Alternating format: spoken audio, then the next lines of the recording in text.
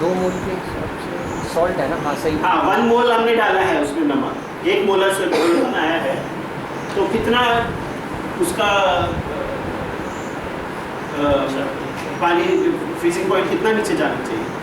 सब पहले क्या बोला था, 1 मोल में 1 मोल अगर आप कोई भी पदार्थ डालते हैं पानी में तो उसका फ्रीजिंग पॉइंट 1.86 डिग्री नीचे जाना चाहिए। ये स्टैंडर्ड डेटा जो अलग अलग कंट्रीज में किया गया है वो बताता है 1.86 तो इंटू 2 तो डबल हो गया वही बात।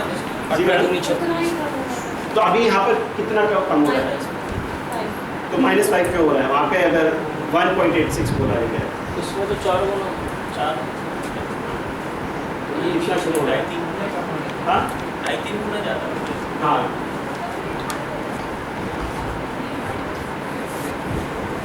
आप मेरा प्रश्न समझे?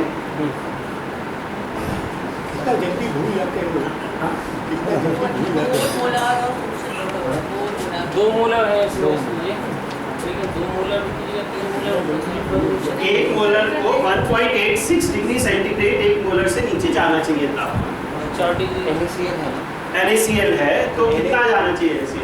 Na का 1 मोल और Cl का 1 मोल। अच्छा ये आयन में बदले होंगे हाँ डबल होना चाहिए। अगर आयन में बदले होंगे तो डबल होना चाहिए। कितना जाना चाहिए कम? इंटू 6 2 डिग्री कम। 2 डिग्री तो 1.86 के आसपास हो गया ना। 3.7 डिग्री करीब नीचे जाना चाहिए। हाँ? अभी आप कोई तो बोल रहे हैं -5 सही से देखा था -5 वालों ने, या कुछ और गड़बड़? -5 होता है। उसमें एक चीज़ थी जब हमने जो नॉर्मल वाटर वाला जो ये था आइस, उसका जब हमने चेक किया था वो ऑलरेडी हमारा थर्मामीटर है वो -0.5 दिखा रहा था। तो उस थर्मामीटर का भी तो थोड़ा सा थर्मोमीटर में स्टैंडर्ड वाटर में -0.5 अगर उसको देखेंगे तो शायद थोड़ा ही हो तो 4 डिग्री के करीब आ जाता है। 4 डिग्री इसके लेवल अभी तो अंतर हाँ ये अंतर तो आ रहा था, तो देखा तो सही तो 5 ही हाँ। -5 ही देखा था। हाँ। और कोई विचार?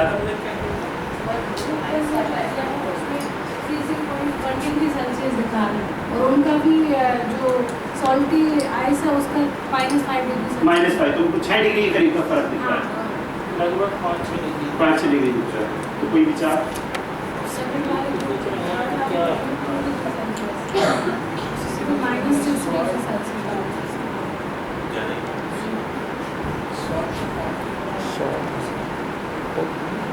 NaCl प्योर NaCl था क्या? ये बोल रहे हैं प्योर NaCl था क्या? अच्छा विचार है। क्या ये खाने वाला हमने वो टाटा का नमक लिया था, प्योर NaCl होता है? नहीं नहीं। क्या होता है उसमें? आयोडीन। आयोडीन होता है। अच्छा आयोडीन ज़्यादा भारी होता है, किसी को मालूम है आयोडीन का मोलर मास? अगर पोटेशियम आयोडाइड होता है वैसे एक्चुअली 120 उससे ज़्यादा मोलर मास है। तो अगर मैंने वजन उतना ही लिया है तो मेरे मोल्स बड़े होंगे घटे होंगे पोटेशियम आयोडाइड होने की वजह से? क्या बोला? क्यों घटेंगे? मोल का मोल। कितना लिया उससे कम लिया, उसका मोलर मास ज़्यादा है। मोलर मास ज़्यादा है। मोलर मास ज़्यादा है तो कहते हैं वजन जो है देखिए हमने वजन बढ़ जा रहा है। 29 ग्राम लिया, घटाओ 29 ग्राम यही हिसाब सोच के लिए कि सोडियम क्लोराइड होगा, पर 29 ग्राम में कुछ मिलावट कर दी थी किसी ने, तो सोडियम क्लोराइड के साथ थोड़ा सा उसी वजन में पोटेशियम आयोडाइड था जिसका मोलर मास उससे ज़्यादा था। तो मेरे पास जो टोटल नंबर ऑफ आयंस है, कितने टोटल मोल्स हैं, मुझे उससे मतलब है। अब वो मोल्स क्लोराइड के आयोडाइड के इससे फर्क नहीं पड़ता। तो अगर मेरे मिश्रण में एक ऐसी चीज़ है जितना मैंने मोलर मास लिया था उतना ही है, फिर कुछ ऐसा भी है उसका मोलर मास उससे ज़्यादा है पर वजन उतने ही वजन में, तो मेरे पास कुल मोलों की संख्या कम होगी ज़्यादा होगी? कम होगी। कम होगी, उसकी तो कम होगी। कम हुई होगी। क्यों? उसकी नहीं, उसकी कम होगी। मोलर मास की वो आयंस की संख्या तो बढ़ जाएगी ना, डबल चीज़ें हैं। वजन बढ़ा है, वजन उतना ही है। मोलर द्रव्यमान बढ़ा है और कुल वजन उतना ही है मेरा, तो घट जाएगी। घटेगी। मैंने 29 ग्राम ही लिया है पर मोलर मास ज़्यादा हो गया, मोलर मास तो ज़्यादा होगी। मेरी संख्या तो कुल वजन डिवाइडेड बाय मोलर मास आती है ना, नीचे मोलर मास नीचे आ जाएगा, तो मेरी संख्या आयंस घट जाएगी। थोड़ा सा ही मिला है क्योंकि मैंने ज़्यादा मोलर जैसे शक्कर वाली बात है ना, मैंने ज़्यादा वजनी शक्कर ली। अगर मैं शक्कर 29 ग्राम लेता उसमें 1 मोल की बजाय कई 0.2 मोल्स ही होते हैं। तो मैं जितना भारी लवण लूँगा उतने कम मेरे पास मोल्स कम होते जाएंगे। तो फिर क्वालिटी फ्रीजिंग पॉइंट प्रेशर और कम होना चाहिए, पर वो होता नहीं है।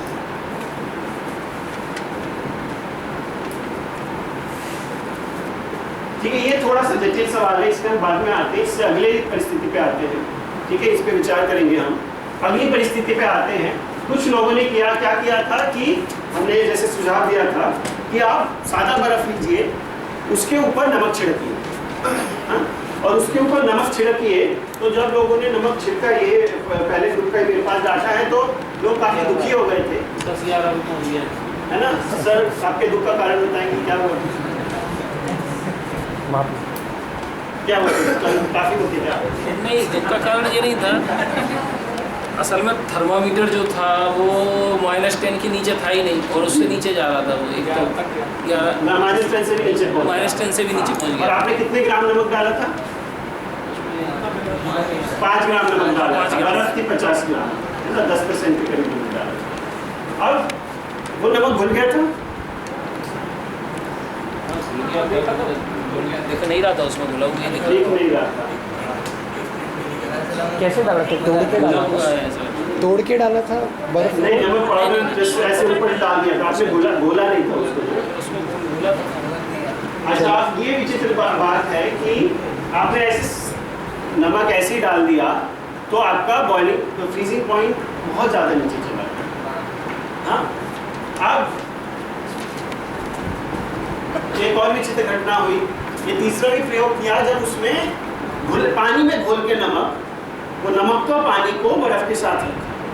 हाँ, और इसमें हमारे जो डेटा आता है लोगों का, किसी को 0 डिग्री सेंटीग्रेड आ रहा है, किसी को -1 डिग्री आ रहा है, किसी को 0 आ रहा है ना। आपने भी किया था शायद, इसमें आप दुखी हुए थे? हाँ, इसमें 0 पे रह गया। हाँ, इसमें दुखी हुए थे आप? ठीक है, बाकी साथीगण दुखी हुए थे? दुखी हुए थे, खुश हुए थे? भाई, नमक को आपने सीधे डाल दिया, आप कह रहे घुल गया था नमक, पर आपने जब पानी में घोल के नमक डाला उसी बर्फ में, तो आपका एक्चुअली में टेम्परेचर नीचे नहीं गया। तो कौन सा दुख का और कौन सा सुख का कारण है?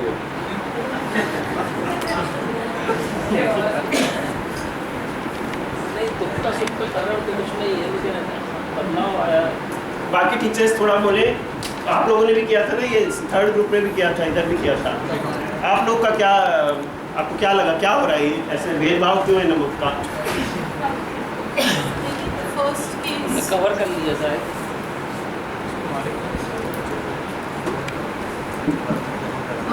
सर, जब हमने आइस में सॉल्ट मिलाकर, पानी में सॉल्ट मिलाकर उसका आइस बनाया था, तो composition was uniform while melting. तो इसकी वजह से आपने लिखा है 0 डिग्री, लेकिन हमारा जो रीडिंग आया था वो तकरीबन -5 के आसपास आया था उस कंडीशन में। किस कंडीशन की बात कर रही है? ये वाला? हाँ जी सर। अच्छा, आपके पे डाटा दिया नहीं था, ब्लैक बोर्ड पे लिखा नहीं? -5 था हमारा। -5 आया जी, और जब वो पूरा मेल्ट हो गया था तब वो 0 पर आया था, मतलब जब वो पूरी तरह से मेल्ट हो गया तब 0 पर आया था हमारा। ठीक है, फिर ये डेटा हमारे पास है। हाँ जी। कोई बात नहीं।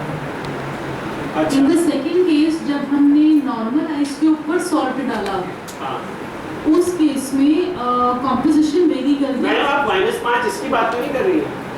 नहीं सर, नमकीन बर्फ पिघलने वाली बात तो नहीं कर रही? नमकीन बर्फ जो गली थी तो उसी की बात कर नहीं, मैं बात कर रहा हूँ सादी बर्फ में नमकीन पानी डाल।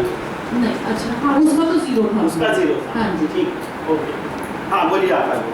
और जब हमने बर्फ के ऊपर नमक डाला तो हमारी composition on the upper surface at least change हुई है। Before the salts got mixed with the ice, the upper composition of the surface got changed. That must be one of the reasons which led to immediate dip in the temperatures. क्योंकि वो जो ऊष्मा लेने वाला कारण था, जो heat absorb करने वाला कारण था, वो कहीं ना कहीं इन्फ्लुएंस तो किसमें हीट, ऊष्मा किसने सोख ली वो सारी? जो शायद नमक का तापमान तो 32 डिग्री था। 32 था। तो गर्म वस्तु ठंडी वस्तु से ऊष्मा कैसे सोख सकती है? देगी बाहर निकलने से रोकती है। बाहर निकलने से होता है इसमें इसमें से melting पर होता है। आपका जो थर्मोमीटर था वो कहाँ लगा हुआ था? बर्फ के अंदर था या बर्फ की सतह के बाहर था? नमक के बाहर था? नमक की सतह? नहीं, बात समझिए, आपने बाहर निकलने की बात की। एक है बर्फ की सतह पे नमक और एक है उसके आसपास का पानी। तो आपका थर्मोमीटर कहाँ था? पानी में था, बर्फ के अंदर नहीं था। सर जब -10 आया that was immediate reading, तब तो बर्फ पिघली ही नहीं थी, उस पर हमने नमक डाला ही था, तो उस वक्त तो मरकरी सिर्फ टच कर रही थी आइस को। It was not dipped inside because ice melted नहीं थी उस वक्त। पक्का मेल्ट नहीं हुई। तब तक तो मेल्ट नहीं हुई थी जब टेम्परेचर तो यानी -10। कि आपको आंखों से दिख रहा था? हाँ जी सर। अगर मेल्ट नहीं हुई थी तो आपने जो सॉलिड नमक डाला था, ठोस नमक, सफ़ेद नमक डाला था, वो आपको सफ़ेद दिख रहा था? हाँ जी सर। हाँ जी सर, वो दिख रहा था ऊपर सरफेस में in the form of powdered stain. वो गीला नहीं हुआ था? गीला नहीं हुआ था। अच्छा, एक और क्वेश्चन, ये जो आइस है वो क्रश करके उसमें थर्मोमीटर डाला था या आइस एज अ होल था और हाँ, उसमें? पूछ लीजिए। वो बोल रहे हैं कि आइस को आपने क्रश करके उसमें थर्मोमीटर डाला था या आइस के उसके बाद क्रश किया है। नहीं, पहले उसके बाद क्रश। ओके, तो ये जो उन्होंने एक ऑब्जर्वेशन बताई है, ध्यान देने की बात है। उन्होंने ऐसा बोला कि आइस मेल्ट होने से पहले, क्रश करने से पहले उन्होंने बर्फ में थर्मोमीटर को टच किया और उनका टेम्परेचर -10 के करीब गया। इसका मतलब बर्फ का तापमान -10 के करीब या उससे नीचे था। ये बात ध्यान देने की है। हमारे माइंड में एक संकल्पना पहले से ही था। हमारे माइंड में एक संकल्पना रहती है कि बर्फ माने 0 डिग्री सेंटीग्रेड। आप फ्रीजर में अगर 0 डिग्री टेम्परेचर पे रखेंगे तो बर्फ पिघलना बहुत लंबा समय लेगा। तो आमतौर पे फ्रीजर का टेम्परेचर -8, -10, उससे नीचे रखा जाता है, तभी आपकी बर्फ जल्दी जमेगी। तो जब आप फ्रीजर से बाहर बर्फ निकाल रहे हैं तो बर्फ का टेम्परेचर 10 डिग्री, 0 डिग्री नहीं है, पर -10 से आगे पीछे ऊपर नीचे हो सकता है। ओके, तो ये चीज़ बहुत ध्यान देने की है। इसकी वजह से काफ़ी लोग काफ़ी विस्मित हो रहे थे कि मेरे को ये डेटा क्या आ रहा है। अब थर्मोमीटर की सतह ऐसी गोल है बल्ब की, और उसके किसी भी भाग का कांटेक्ट अगर बर्फ से नहीं होगा तो उस भाग का दूसरे भाग का भी हीट लेगा, वहाँ का टेम्परेचर भी दिखाएगा। आमतौर पे जो परिस्थिति हम देख रहे थे, हमारा वातावरण जो है फ्रीजिंग नहीं था। यही एक्सपेरिमेंट अगर आप फ्रीजर के अंदर बैठ के करें, जो बहुत मुश्किल होता है करना, पर संभव है, मतलब बर्फीले इलाके में करें तो रिजल्ट थोड़े अलग दिखेंगे। क्या हो रहा है, हमारा वातावरण गर्म है तो बर्फ पिघल रही है। तो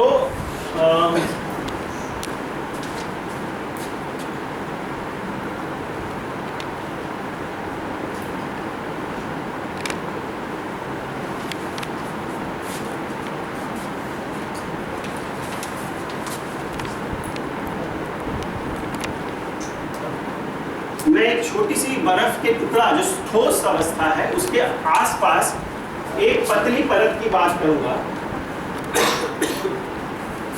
जैसे हमने उबलते हुए पानी में बात की कि उबलते हुए पानी के आसपास भाप का टेम्परेचर उससे बिल्कुल लगभग मिलता जुलता है।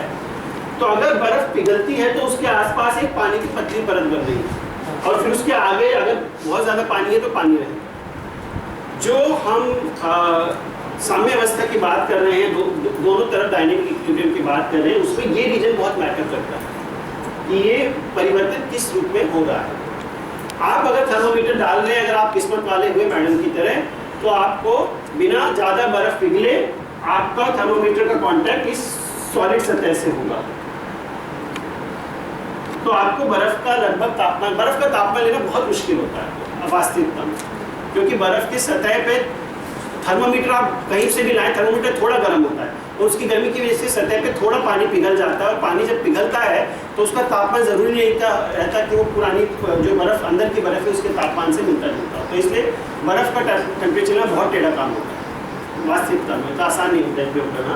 तो इसी वजह से आप अगर किस्मत वाले हुए तो आपका इससे संपर्क हो जाएगा और आप ये इसका टेम्परेचर ले पाएंगे, नहीं तो आप उसकी सतह से जुड़े हुए लिक्विड का टेम्परेचर लेते हैं। अब बात आती है कि वो लिक्विड की कॉम्पोजिशन क्या है। अगर आपकी बर्फ केवल पानी है, हाँ, अगर आपकी बर्फ केवल पानी है, अभी मैटर करता है आसपास क्या है, यहाँ भी पानी है, यहाँ भी पानी है, तो आपका इक्विलिब्रिया है आपका जो साम्य अवस्था है वो ठोस बर्फ और पानी में है, जो जिसका टेम्परेचर इस रीजन में 0 डिग्री होना चाहिए। अब हम अलग अलग परिस्थितियां लेते हैं।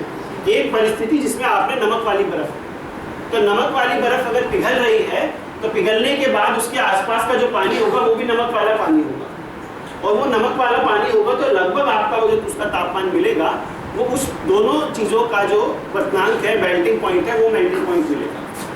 ठीक है, जो हमने पिघलने वाली इसमें देखा। पर अगर आपने यहाँ पर नमकीन पानी है सपोज, अब यहाँ पर सादी बर्फ है, सादी बर्फ पिघल रही है और वो नमकीन पानी से मिल रही है, तो घोल तनु होता जाएगा, यानी कि डाइल्यूट होता जाएगा। मान लीजिए यहाँ पे आपने 1 मोलर का घोल लिया है और यहाँ पे सादी बर्फ मिल रही है, तो ये बर्फ में जो कॉन्सेंट्रेशन होगा वो 1 मोलर से बहुत कम होगा, आधा मोलर, चौथाई मोलर, तिहाई मोलर ऐसे करेंगे। ठीक है, क्योंकि यहाँ पर लगभग पानी रहेगा, क्योंकि पानी और नमक के पानी को मिलने में टाइम लगता है, घुलने में टाइम लगता है दोनों तरफ से जाने में। अगर बहुत लंबे समय तक वेट करते हैं और अगर आसपास का तापमान ठंडा रखते हैं, ऐसा संभव है कि थोड़ा सा नमकीन पानी भी वापस होकर जम जाए और आप बर्फ निकालें, उसको चाटने की कोशिश करें तो आपको नमक का टेस्ट आएगा। होता है ना?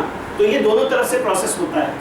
पर इसमें जो इंटरफेस रीजन है, इसमें हल्का सा पानी की सांद्रता जो है वो 1 मोलर नहीं होगी, उससे कम होगी। पर अगर आपने ठोस नमक डाला है, पाउडर नमक का छिड़क दिया है बिना नमक घोले, तो क्या होगा कि ये बर्फ थोड़ी पिघलेगी, थोड़ा सा पानी बनेगा, और पानी में नमक जल्दी घुल जाता है, और नमक है बहुत ज़्यादा, पानी है बहुत कम, तो पानी का जो घोल है वो बहुत ज़्यादा कॉन्सेंट्रेटेड होगा। उसकी सांद्रता जो है आपकी 1 मोलर तो छोड़िए 3-4 मोलर तक पहुंच जाएगी। तो आपका जो एक्चुअली में उस रीजन में टेम्परेचर जो दिखेगा, अच्छा मान लीजिए 4 मोलर मेरा हो जाता है 1.86 के हिसाब से, मेरा 4 मोलर का टेम्परेचर -9 डिग्री के करीब होना चाहिए। 5 मोलर का टेम्परेचर जो है वो 10 डिग्री से नीचे होना चाहिए, -10 डिग्री से होना चाहिए। तो एक अंदाजे के रूप में हम लगा सकते हैं कि हो सकता है ये 5 मोलर सोल्यूशन हो हमारा आसपास का, उससे नीचे भी हो, उससे ज़्यादा कॉन्सेंट्रेटेड भी हो सकता है। उससे जितना बर्फ का टेम्परेचर है उससे नीचे तापमान नहीं जाएगा, क्योंकि उसको ठंडा करने की लोकेशन नहीं। आप लोग ये भेज समझे?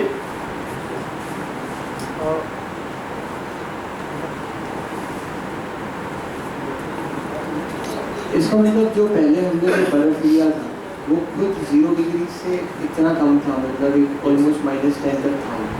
जैसे मैम के केस में लग है उनका कि उनको वो रीडिंग मिल रही पहले ही मिला, और बाकियों के केस में क्योंकि पहले हमें वो रीडिंग -10 नहीं दिखा था, सिर्फ 0 डिग्री और 1 डिग्री दिख रहा था। तो उसका कारण ये है कि जो पानी जो वहाँ पे वाटर है वो एक्चुअली आइस का टेम्परेचर नहीं था, वो पानी का टेम्परेचर, वाटर का टेम्परेचर था। ओके, और जब हमने बर्फ डाला उसमें तो उसके कारण वो सोल्यूबल वो उसके अंदर घुल गया पानी के साथ, लेकिन बहुत से 4 मोलर और 5 मोलर सोल्यूशन जैसा, अगर केवल नमक डाला, केवल नमक डाला, सिर्फ नमक डाला, बहुत कॉन्सेंट्रेटेड सॉल्यूशन बन गया, उसके बर्फ के आसपास 4-5 मोलर। इसीलिए फिर से हालांकि क्योंकि सारी बर्फ पानी नहीं बनी, अगर सारी बर्फ पानी बन जाती तो आपको 1 मोलर के करीब बनता है ना, 1-2 मोलर के करीब बनता, पर सारी बर्फ पानी नहीं बनी, बहुत उसका थोड़ा सा हिस्सा ही पानी बना, और उसमें से भी जो सतह के पास वाला हिस्सा था वहाँ घुलना सबसे ज़्यादा देखा क्या होगा। ओके, इसलिए बाद में टेम्परेचर धीरे-धीरे ऊपर, मतलब बाद में बढ़ेगा धीरे-धीरे, क्योंकि आपकी गर्मी ऊष्मा ले रहा है, हाँ, तो सब सारा हो रहा है, मसाला जो है गर्म हो रहा है, तो मोलैरिटी कम हो रही है। अच्छा,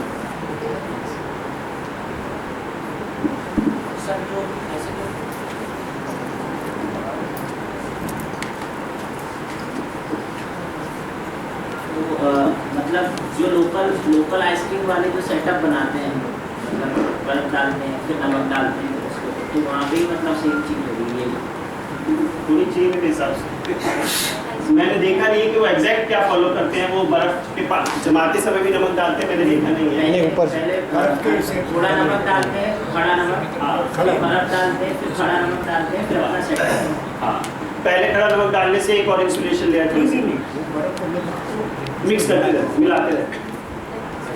कैसे होता है एक बार बताइए। आइसक्रीम बनाया कभी? नहीं, फिर क्या तुमने क्या किया? बनाते अच्छा, जो ये कुल्फी बनाने वाले होते हैं, हाँ, आजकल वो आइसक्रीम की मशीन तो मिलती नहीं है। कुल्फी बनाने वाले वो उनका एक बड़ा बर्तन होता है, डब्बा, उसमें वो बर्फ और नमक मिलाते हैं और वो नमक उनका डलने वाला होता है। हाँ, ये पाउडर नहीं है वो जो धीरे धीरे पिघलता है। हाँ, और फिर उसमें उनके वो कुल्फी के सांचे लगे, वो उनमें लगा के उनमें दूध भरते हैं, तो वो कुल्फी जमती है, बीच बीच में हिलाना पड़ता है उसको। हाँ, हिलाना भी पड़ता है वो, ताकि वो पूरी दूध का टेम्परेचर एक समान करे। और जब खिलाना होता है उसको निकालते हैं, थोड़ा पानी में डालते हैं, उसे ऐसा करके निकालते हैं। हाँ, वो ऐसे ऐसे मटके वाली में डब्बा रहता है, ये वाली रहती है जो डब्बे में जमा। सांचा रहता है उसमें। अच्छा, अभी किसी ने वो आई डोंट नो, आप लोगों में कुछ लोगों ने घर पे वो आइसक्रीम जमाई कभी दूध के लिए, बच्चों के लिए? दूध वाले को मैं बाद में आता, दूध का बड़ा अलग झमेला है। पानी वाली जो जैसे पानी में कुछ मीठा शरबत या कुछ मिला के जमाई है। अच्छा, अभी खाई भी होगी उसके बाद उसको? अच्छा, पानी की आइसक्रीम जब खाते हैं तो उसमें जब आप उसको एक एक लेयर करके आप सब करते हैं तो उसके जो मीठेपन में फर्क दिखता है आपको, लेयर बाय लेयर फर्क दिखता है। ये फीकी हो जाती है बिल्कुल। हाँ, आखिरी में फीकी हो जाती है वो। हाँ, बीच में ज़्यादा मीठा होता है, ये बोल रहे हैं आखिरी में ज़्यादा फीकी होती है। फीका फीका हो जाता है। अच्छा, बर्फ का गोला, हाँ, बर्फ का गोला अलग है। बर्फ में आप बर्फ पीसते हो, उसमें फिर ऊपर से शक्कर का या कुछ चीज डालते हैं। जी, तो एक्चुअली में जब हम खाते हैं तो ऊपर ऊपर ज़्यादा मीठा रहता है, अंदर का फीका फीका होता चला जाता है, तो ये ऑब्जर्व किया है। जी, राइट, बाद में बर्फ भी बचता है ऐसा लगता बाद में बर्फ। है। हाँ, इसलिए तो ये जो बर्फ जमना थोड़ा सा टेढ़ा काम है एक्चुअली। ये बर्फ वाला एक्चुअली थोड़ा ज़्यादा कॉम्प्लिकेटेड है बॉइलिंग से, क्योंकि जब बॉइलिंग हो रही है तो बुलबुलों के कारण उसमें उछाल आता रहता है, मिक्सिंग होती रहती है, वो यूनिफॉर्मिटी होती रहती है। जब बर्फ बनती है, अगर आपकी बर्फ 0 डिग्री पे आपने तापमान रखा, उसमें बहुत समय लेती है बर्फ बनने। और अगर आपने मान लिया -10 डिग्री या -15 डिग्री पे आपका फ्रीजर है, डीप फ्रीजर है, जल्दी बर्फ बनानी है आपको, तो उसमें क्या होता है कि बाहर से ठंडा होना शुरू होता है पानी, अंदर जो है थोड़ा सा गर्म है। जब जैसे जैसे वो ठंडा होता जाता है, क्रिस्टलाइजेशन भी होता है प्रोसेस। क्रिस्टलाइजेशन मतलब उसमें जो घुला हुआ शक्कर, नमक या जो भी और एडिशनल चीज़ें, वो एक होता है कि ठोस हो रही है पानी के साथ अनुपात में, यानी कि पानी में जितने मान लीजिए 55 अणु पानी के हैं और 1 अणु जो है आपका नमक का है, तो बर्फ में भी वही अनुपात बना रहेगा। पर ऐसा नहीं होता है, कभी कभी कुछ हिस्सों में आपका बर्फ, मानिए शुगर क्रिस्टलाइज होनी शुरू हो जाती है, कहीं नमक क्रिस्टलाइज होना शुरू हो जाता है, तो बर्फ में नमक और शक्कर का अनुपात बराबर नहीं रहता, और वो आपके बर्तन की बाउंड्री पर या उसके बीच में वो अनुपात फर्क रहेगा, क्योंकि कौन सा हिस्सा ज़्यादा ठंडा हुआ हो सकता है, वहीं पे क्रिस्टलाइजेशन ज़्यादा हो गया हो, तो बाकी जगह पे कॉन्सेंट्रेशन कम या ज़्यादा होता है। तो ये बर्फ़, ये मिक्सचर बनाने का थोड़ा सा जटिल मामला है, और इसकी वजह से हमने 1 मोलर आइस लिया था, तो एक्चुअली में इसमें हो सकता है कि कुछ इलाकों में उसका जो सॉल्ट का कॉन्सेंट्रेशन 1 मोलर से ज़्यादा हो, कुछ इलाकों में 1 मोलर से कम, कुछ किसी को -4 भी आया है यहाँ पे। ये कुछ लोग टीचर ने पूछा था कि मेरे को पहले -6 आया 1 मिनट के लिए और बाद में जाके स्थिर हुआ -4 पर।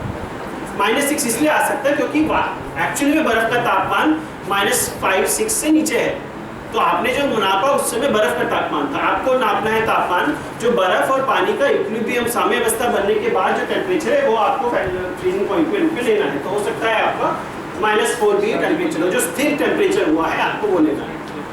ओके, अब स्थिर टेम्परेचर में भी कभी कभी आपका थर्मोमीटर कहाँ है, आपकी जो बर्फ़ है वो कौन से हिस्से की है, वहाँ पे नमक का कॉन्सेंट्रेशन ज़्यादा है कम है, वो कभी कभी ये डेटा को थोड़ा बहुत इधर करता है। इसीलिए थोड़ा हल्के हाथ से चलाना जो है थोड़ा बेटर होता है। कभी आपने देखा होगा जो कंपनीज की आइसक्रीम होती है, बाजार की आइसक्रीम में फ़र्क होता है। अगर आप दूसरे देशों में जाएंगे, मतलब आइसक्रीम का जो कॉन्सेप्ट है उसमें ठंडा होते हुए उसको कॉन्स्टेंटली चलाना ज़रूरी माना गया है। वो बहुत सॉफ्ट होती है, उसका टेक्सचर यूनिफॉर्म बनाने के लिए ज़रूरी होता है कि जब बर्फ़ जम रही है, चाहे वो दूध की हो या पानी की हो, उसमें उसको लगातार चलाया जाए, क्योंकि उसमें उसका जो भी आपने इंग्रेडिएंट डाले हैं, मसाला जो भी आपने मीठा फ्लेवर डाला है, वो यूनिफॉर्म रहे। फिर चलाना इंपॉर्टेंट होता है, नहीं तो आपका नॉन यूनिफॉर्मिटी आती है, क्योंकि ये क्रिस्टलाइजेशन होना शुरू हो जाता है, फेस बाउंड्रीज बननी शुरू हो जाती है, और इसमें टेस्ट फिर अलग अलग आता है, कहीं बहुत मीठा लगेगा, कहीं फीका लगेगा, ऐसे बदलाव आता है। तो इसलिए मुझे हिलाने की प्रक्रिया है, कोई हाथ से हिलाता है, या फुट मशीन्स भी हैं बर्फ़ बनाने की, उसमें मशीन इनफैक्ट जब तक फ्रीजर में मुझे कस्टर्ड फ्राई करते हैं, जब फ्रीजर में रख देते हैं ना, तो उसकी एक 6-7 या 8 घंटे के बाद हम उसको फिर से निकाल करके थोड़ा सा हिलाते हैं, मतलब उसको whip करते हैं, बकायदा मिक्सी में चला करके उसको ब्लेंडर से चलाते फिर से हैं, वापस से। सो दैट क्रिस्टल्स जो है वो आइस वाले वो ना पता चले, वो टेक्सचर जो होता है ना बहुत सॉफ्ट सा निकल करके आता है। अब अभी यह चांस नहीं है तो बटर स्कॉच खिलाती हूँ सबको बना करके।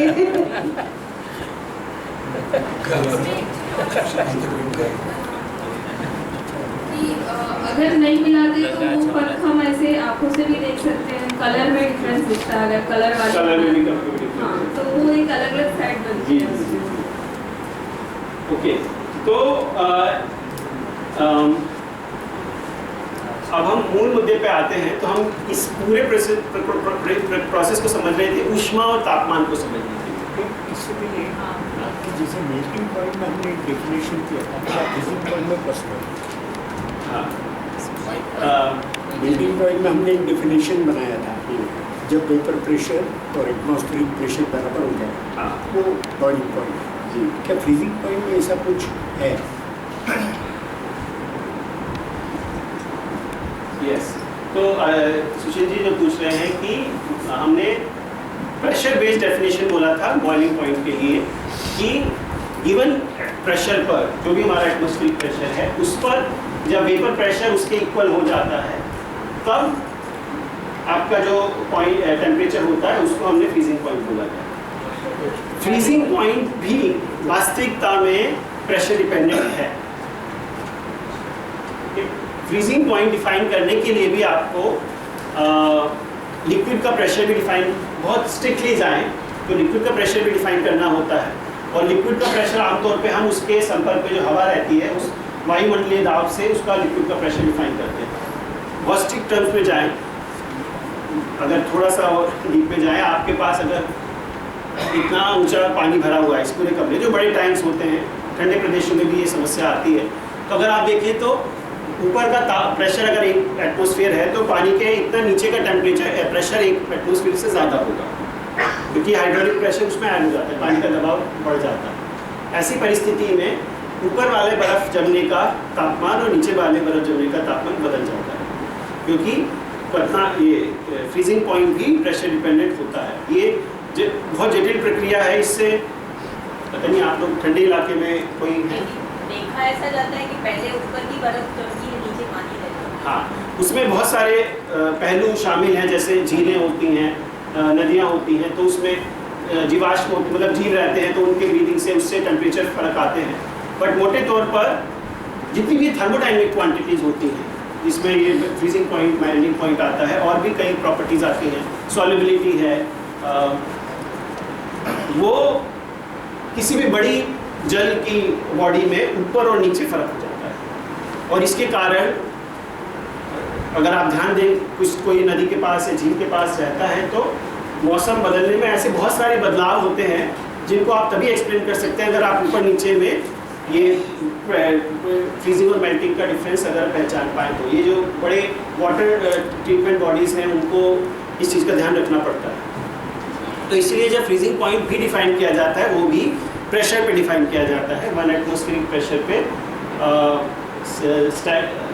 और फ्रीजिंग पॉइंट, जैसे मैंने बोला कि बर्फ़ एकदम से नहीं जमती है, एकदम से नहीं पिघलती है, तो अगर आपको आइडियली करना है तो आपको ये प्रोसेस बहुत धीमे करना होगा। मेल्टिंग और फ्रीजिंग बहुत धीरे धीरे करना होगा। इसीलिए ऐसा कोशिश की जाती है कि आसपास का वातावरण भी उस टेम्परेचर से बहुत ज़्यादा फर्क ना हो। हमने तो अभी एक बहुत क्रूड रूप से किया। अगर आपको हम फिजिकल रिसर्च लेबोरेटरी इंडिया में जो भारत के स्टैंडर्ड्स बनाती है वहाँ पे बैठ के करना पड़ेगा। तो वहाँ पे भी कोशिश की जाएगी कि जिस बर्तन में हम ये कर रहे हैं उस बर्तन के आसपास एक ऐसा जैकेट बना के रखें जिसका तापमान लगभग 3-4 डिग्री के आसपास हो, तो बहुत ज़्यादा हीट का प्रभाव, ऊष्मा का प्रभाव बहुत तेज़ी से ना, धीरे धीरे हो। तो बर्फ़ का पिघलना और ये पानी का जमना, ये दोनों चीज़ों को हम साम्य अवस्था देर से आए, जितनी जल्दी आएगी उतना ये उतार चढ़ाव आपको दिखेंगे।